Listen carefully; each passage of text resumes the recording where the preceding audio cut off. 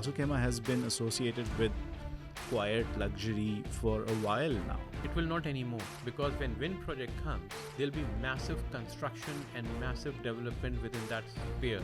There's a large chunk of investors, they might think that they have missed the boat in Dubai. Your first competition as an investor is always with the developer. It is a very good investment provided your exit strategy is not short term or mid term. So because of all those features, do you think if you want to sell after 5 years, 6 years, you will get a better dividend in Business Bay or a better dividend in Ras Al Khaimah, which is still being developed?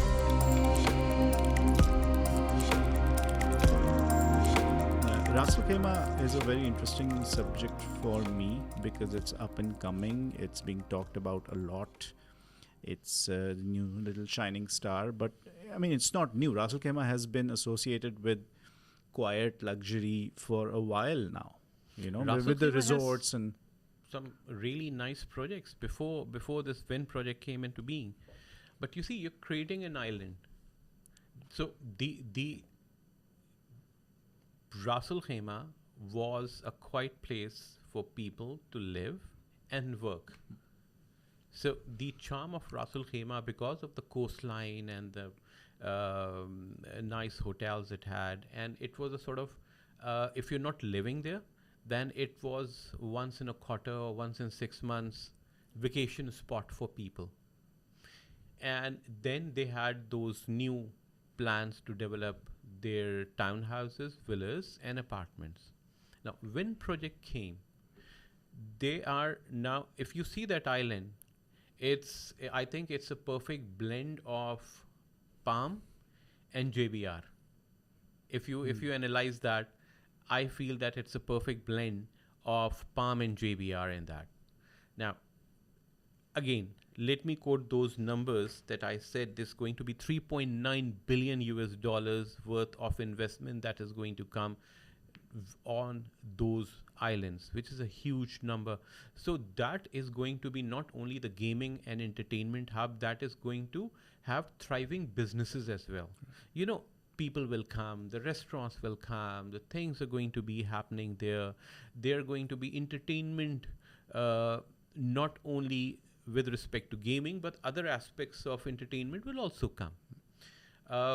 There is going to be a huge influx of infrastructure that is going to be required. The transportation, the public transport, F&B industry is going to benefit from it. So it's going to boost the economy of that place and the whole region. However, from an investment perspective, yes, but you have to look at the long-term benefits of it. while you hold that view about a bullish, positive view about the future, near future of Ras Al Khaimah and how it impacts the real estate market in this region, how it uplifts the real estate market in this region, while you hold that view on one hand, you are also a strong advocate of for the investor, for somebody with investment aspirations, that Dubai is the right thing, right place to invest now. But Ras Al Khaimah, because of all those reasons that you just mentioned, because of its secluded vibe that it gives, because of all those reasons, it appeals to a certain kind of audience as a living space. But it still not excites anymore. them. It will not anymore, because when wind project comes, there'll be massive construction and massive development within that sphere. So the secluded area that I can go for my vacation and I'll be cut off from the world and I'll be lying on a beachside and nobody will bug me, will cease to exist when $3.9 billion worth of infrastructure will be there. I think. So do you think that it will still be a secluded place? I don't think so. The big developers like Emaar, Ellington, and all of these people will like to disagree with you because they are stepping into that space to create a residential haven environment. The residential environment, that means what is the influx of people that you expect there? So if you're looking for a secluded, the key word here is secluded. If you're looking for a secluded place to live and a secluded spot where you can say, okay, I want to be cut off from the world and I would like to be isolated and I would like to live in isolation. That will not be there. It is going to be a thriving place to live. It's going to be like JBR. No, but Dubai is a thriving place to live. Exactly. But if you are going to, if you say, I want to live in a secluded space, then you go to Al Barari. Then you go to the Villa project. Right. Then you go to those places which are not in downtown, which are not Marina, which are not JLT, which is not Business Bay, which is not Sheikh Zayed Road, because those are very vibrant places. So Dubai as a city has the bandwidth of offering you a thriving lifestyle where you go down from your apartment and you see shops and outlets open 24/7, and go to a place like Nadil Shiba or Barari or Emirates Hills, all those places where you have the idea of secluded environment. But Dubai skeptics, not Dubai skeptics, but there's a large chunk of investors or people in general who might think,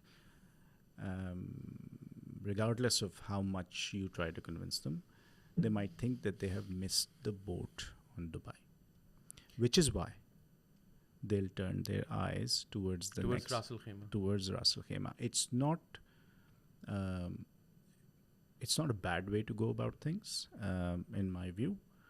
There's nothing wrong with that, approach. But ultimately, you will end up with a large amount of people who will still choose Ras Al Khaimah because they just can't be convinced otherwise that they've missed the boat on Dubai. Those are the people that will look at Ras Al Khaimah for whatever reasons. What do you say to them, to those investors? If they're dead set, okay, you realize that you're not going to be able to drive them towards Dubai. They're dead set on Ras Al Khaimah. There will be people like that. What do you say to them? Okay, so you say, okay, fine, that's your strategy. That's my strategy. Asim, give me a solution. Don't tell me problems. Give me a solution. Give me a solution. Don't tell me what's wrong with my approach. How do I make, like, I'm set now. I'm set on my path. Ras Al Khaimah is the way to go. What do I have there? I'll take them to Ras Al Khaimah myself and I'll say invest there. But my point is very simple. Before the when and everything came, the price point in Ras Al Khaimah was around 600 to 700 dirhams per square feet, right? Let's talk numbers. The price point now, cost per square feet on an average price of an average project is between 1400 to 1600 dirhams per square feet. That means it has jumped either to double or to 3 times. For super duper mega projects, the price point is around 2700 to 2900 to 3000 dirhams per square feet. That means that you are now in ultra luxury segment. It is a very good investment provided your exit strategy is not short term or mid term. You have to have a long term exit strategy in order for the market to mature and reach beyond that level. Because right now, projects are going to be delivered not only in 1 year, but for the next 7 to 10 years. Do you think it will take 7 to 10 years for that project? So if you want to exit in 4 years and developers launching a new project with a better payment plan, with a better view, with something, so the people that are going to keep on coming and investing there, they have an option of going and buying your property or whatever developer is offering at a better price, or even if it's a higher price, it's a better payment plan, it's a more attractive payment plan, it has better views, it has better finishing. So you need to have a long-term exit strategy in order to go into that market and then come out without getting your fingers burnt or without getting hurt. When you say long-term, give me a number. I'll say 10 to 15 years. Because you see, downtown, when was the last project announced in downtown? I think 6 months ago, 1 year ago. So before that, Business Bay has been a considerable hub. Now, is there still space in Business Bay? Danube just launched a mega project of 101 floors. So Danube, if they launched a project 2-3 months back, there's still space in Business Pay. So until your first competition as an investor is always with the developer. Until the developer inventory is exhausted, your price is not going to go up significantly. It will have a linear increase, but it will not have an exponential increase. My price as a property seller. Exactly. If you want to sell your property and your first competition is going to be the developer, if the developer still have inventory and the developer still has new projects coming in with a better and more attractive payment plan, why, if I'm a new buyer, why should I come to you and not go to the developer? The only reason I will consider paying you more is because the developer's inventory has been completely exhausted and he does not have anything to offer. Like, for example, Shobha Heartland 1. Is there any more projects coming there? No. So now there's Heartland 2. So now whatever is inventory is in Heartland 1. Any person who wants to buy anything in Shobha Heartland 1 has to reach out to secondary market. Since there's nothing left there by the developer, as a seller, you can charge a premium. And that premium you're charging for that property and for your vision and insight into that market because you chose to invest there at a correct time. So I have nothing against, again, I'll be very clear with my words. I'll not mince my words. I have nothing against Ras Al Khaimah. Ras Al Khaimah is a magnificent place to invest, but do not have a short-term exit strategy because that is not going to work. That is actually going to work against you. Good. And the point being, and the logic is that as time passes, there is just more area that they will keep developing in, which means there's more land for developers to step in and create your competition. Because when you go 6 years down the line, 5 years, if you have a medium-term strategy, you go 5 years down the line, you want to sell that property. Oh, there's another developer just launched. So people's attention will be diverted towards those options. Even though your property might be ready, what the developer is offering as a new option is under construction and off plan. Your property, however, is ready. It's just been handed over. There is some advantage. It's not a completely black and white sort of right. There are advantages to you having a ready property, but then again, you need to consider when you buy a project. When you buy into a project and that project is delivered in 2 to 3 years, it will take at least 3 years to be delivered. Then you'll lease it out for a couple of years. Your ROI is going to increase slightly because the influx of people that are going to come here. Not everything is going to be converted into a holiday home. Sure. What about those places that are a bit far off, like Alhambra Village and everything that is existing right now? I think that is going to be serving as the base accommodation for all the staff that is going to come here. I mean, all those places that are going to surround Wynn, they will need a subsequent amount of staff to be present there. Substantial amount of staff will be there. Now that staff has to be housed somewhere. So there'll be a mid-level management, there'll be high-level management as well. Not everybody would prefer to live in Dubai and commute every day to Ras Al Khaimah. There will be some, but majority of them would prefer not to. So housing in general is going to go up.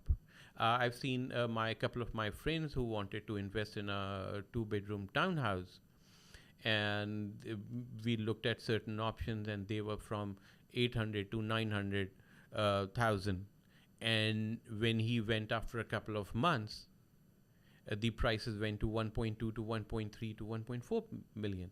Now imagine a jump of 400,000 within a mere span of months, because now everybody realizes that there is going to be now a change, but that change will take time to mature.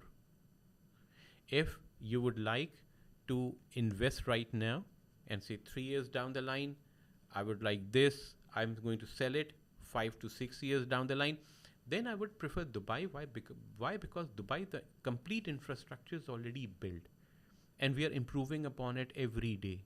Every day there are new places. But if you have a project being launched in Business Bay, so Business Bay, is the road infrastructure there? Yes. Is the F&B infrastructure there? Yes. Is the community developed? Yes. Do you have metro connectivity already existing? Yes.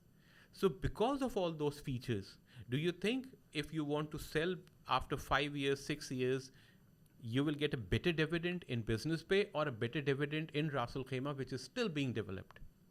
So those strategies should be considered. That's why I use the term, like, you have to have your eyesight and your mind sight in order to evaluate these features and come up with a tangible, viable plan for your investors where you guide them properly.